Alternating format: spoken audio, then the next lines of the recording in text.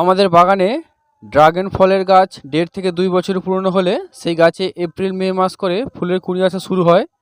এই সময় গাছের গোড়ায় জল কম দেওয়াই ভালো, না হলে ফুল ঝরে যেতে পারে।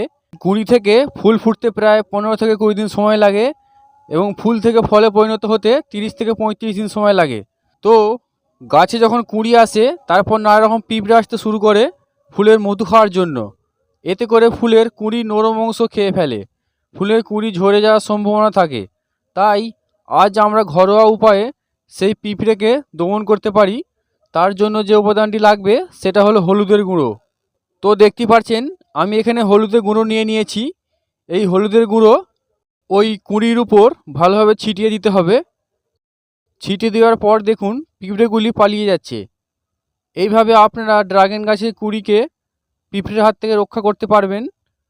আর যদি বৃষ্টি হওয়ার কারণে হলুদের গুঁড়ো ধোয়া হয়ে যায়, আবার তার পরের দিন একইভাবে ব্যবহার করুন, পিঁপড়ে আর আসবে না। ভিডিওটি উপকারে আসলে অবশ্যই একটি লাইক করবেন, চ্যানেল নতুন হলে অবশ্যই চ্যানেলটি সাবস্ক্রাইব করবেন।